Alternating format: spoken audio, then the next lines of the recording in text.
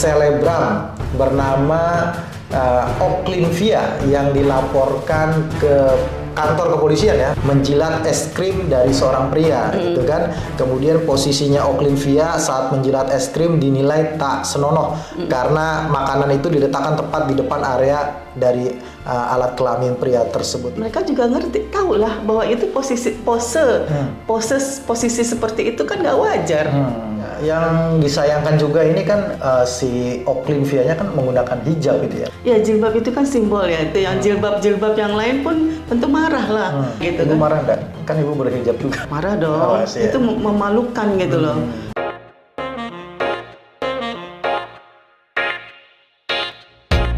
Assalamualaikum warahmatullahi wabarakatuh. Waalaikumsalam.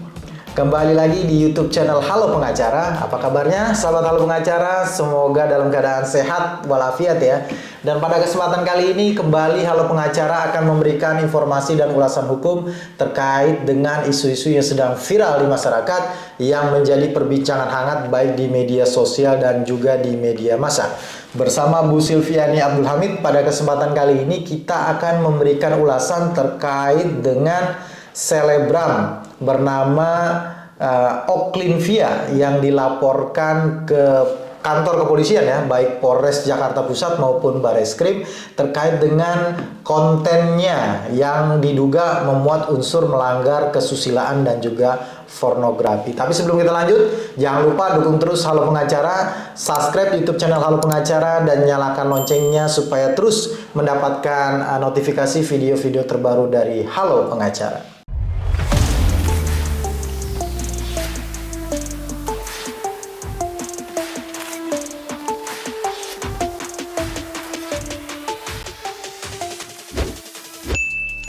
Bu Silvi, apa kabarnya Bu Silvi?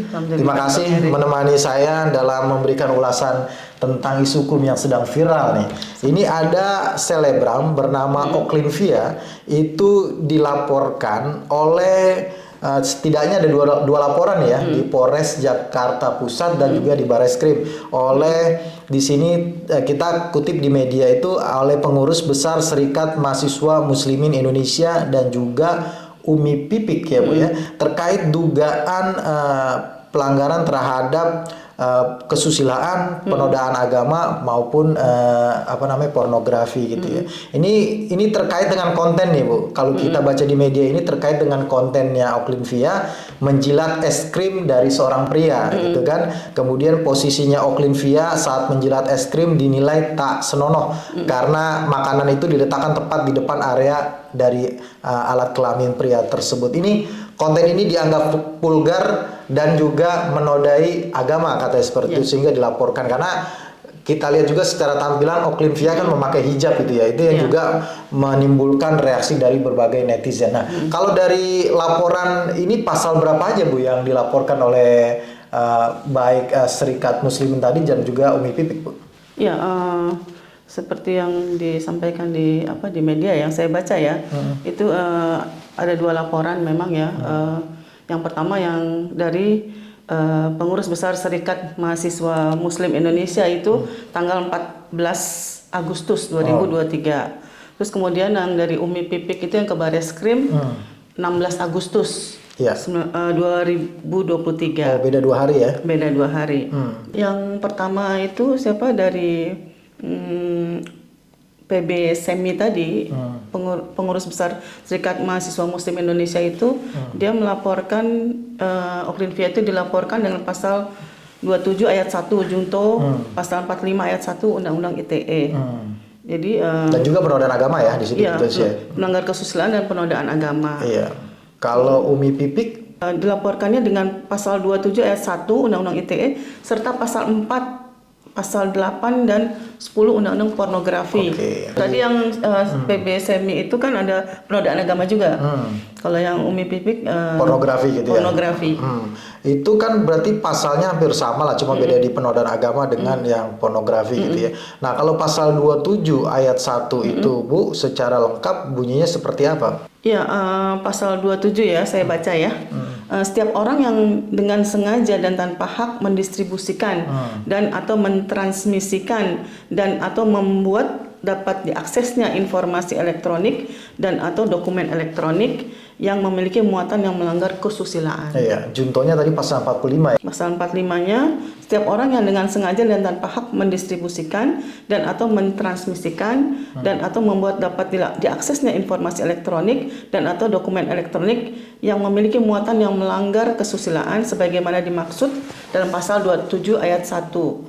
Dipidana dengan pidana penjara paling lama 6 tahun dan atau denda paling banyak 1 miliar. Ya, yang menjadi titik poinnya dari yang tadi Ibu bacakan itu kan pasal 27 ayat 1 itu kan berarti terkait dengan kesusilaan gitu ya. Kalau kita di sini membaca terkait dengan SKB, surat keputusan bersama Menteri Kominfo, kemudian Jaksa Agung dan kepolisian gitu kan, ada tahun 2021 itu ada pedoman implementasi atas pasal-pasal tertentu di dalam Undang-Undang ITE, di mana terkait dengan pasal 27 ayat 1 terkait dengan makna frasa muatan melanggar kesusilaan dalam arti sempit itu diartikan sebagai muatan konten pornografi yang diatur dalam Undang-Undang Nomor 44 Tahun 2008 tentang pornografi.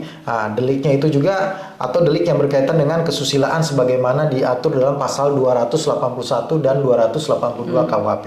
Nah, muatan melanggar kesusilaan dalam arti luas dapat diartikan sebagai muatan atau konten yang berisi sesuatu yang oleh masyarakat dianggap melanggar aturan sosial. Nah, ini mana? Sesuatu yang dianggap melanggar aturan sosial yang disepakati dalam sebuah masyarakat, di mana aturan tersebut dapat tertulis maupun tidak tertulis dan telah disepakati. Begitu. Itu inti dari kesusilaan. Jadi tidak hanya terkait dengan muatan pornografinya itu sendiri gitu ya, Bu, ada aturan sosial.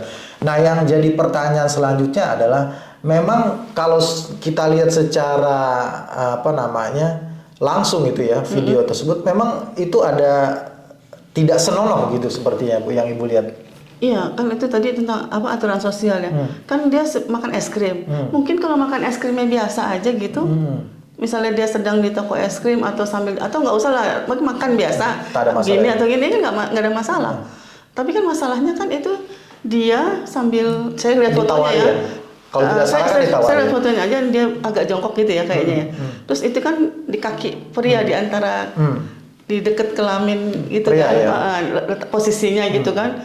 Itu kan. Terus dia makan es krim, menjilat es krim. Dia menjilat es krim itu kan. Yang kameranya diambil dari atas gitu. Iya, dan posisinya itu seolah-olah kalau orang dewasa paham lah gitu. Iya, menafsirkannya seperti itu gitu kan. Jadi dianggap itu perbuatan yang tidak senonoh itu ya. Tidak senonoh ya. Dan apalagi dengan ekspresinya juga ada ekspresinya kan di wajahnya gitu yang semua tahu lah kalau makan es krim nggak gitulah ekspresinya gitu. Iya. Itu juga mungkin ya menjadi alasan kemudian Umi Pipik melaporkan ya, Bu ya. Itu kaitannya dengan apa sebenarnya Umi Pipik yang ingin dituju dari laporan tersebut? Iya, keprihatinan beliau terhadap moral anak-anak zaman sekarang jadi pertimbangannya untuk melaporkan itu gitu loh.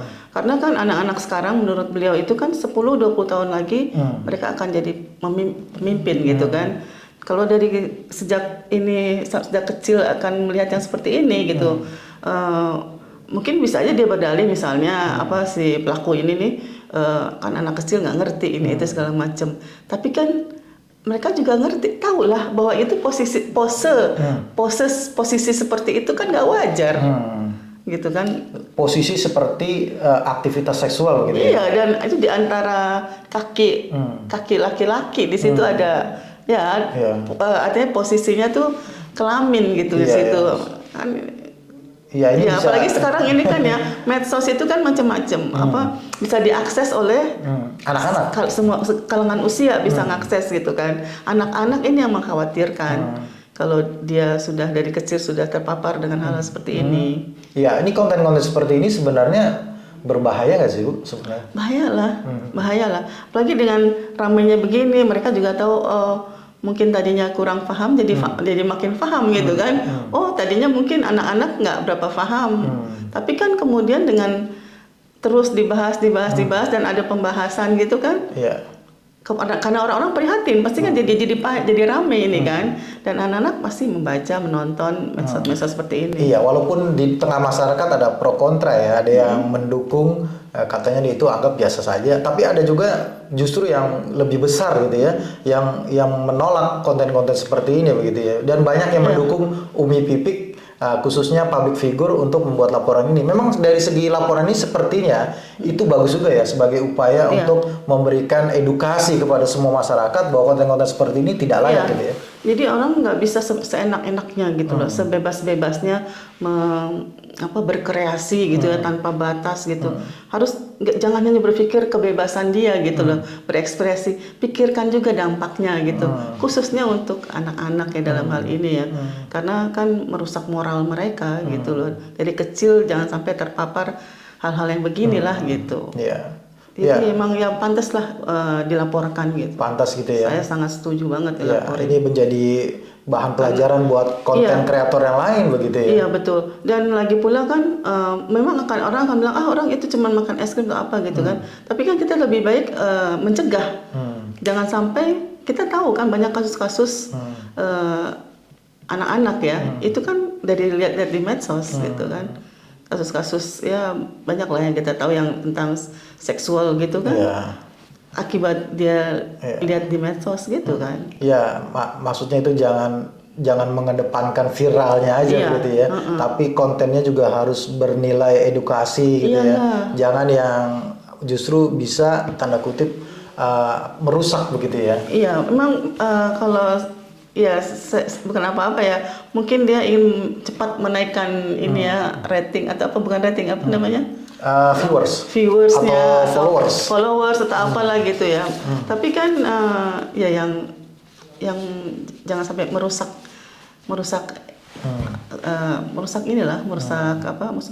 dalam hal ini merusak moral masyarakat lah ya. Yang disayangkan juga ini kan perbuatan itu atau konten itu dilakukan si Oklin-Via-nya kan menggunakan hijab gitu ya. Seolah-olah memang ini netizen menganggap ini sebagai sebuah penodaan gitu terhadap agama gitu. Kalau Ibu melihat seperti apa? Ya jilbab itu kan simbol ya. Sudah tentu ya kan mungkin kan ada ya semacam sesama satu korps gitu yang jilbab yang lain pun tentu marah lah karena nggak semuanya setuju dengan cara dia gitu. Ibu marah enggak? Kan Ibu berhijab juga. Marah dong. Itu memalukan gitu loh. Itu mempermalukan korps jilbab gitu loh. Apa yang dilakukan itu karena itu hal-hal yang itu kan seperti apa ya? Sesuatu yang tidak pantas. Sesuatu yang tidak pantas gitu ya. Apalagi disebarluaskan gitu kan. Hanya untuk konten gitu. Astagfirullah. Iya. Baik, Bu. Mungkin closing statement dari Ibu terkait dengan kasus ini akan seperti apa baiknya dan harapan Ibu seperti apa? Ya harapan saya aja ya.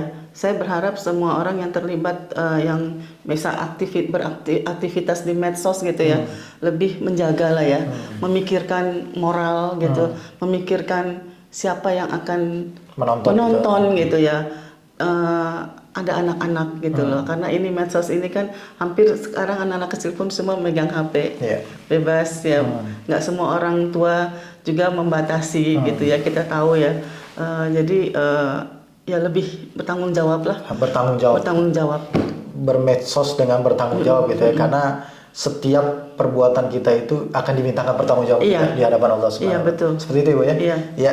Makasih Ibu atas ulasannya dan juga kesempatannya bisa menemani saya memberikan ulasan hukum terkait dengan isu Oklin-Via ini gitu ya. Dan terima kasih juga sahabat Halo Pengacara yang sudah menyaksikan video ini sampai dengan selesai. Jangan lupa terus dukung Halo Pengacara, nyalakan loncengnya dan subscribe YouTube channel Halo Pengacara. Ya, terima kasih sekali lagi. Salam Halo Pengacara. Assalamualaikum warahmatullahi wabarakatuh. Waalaikumsalam.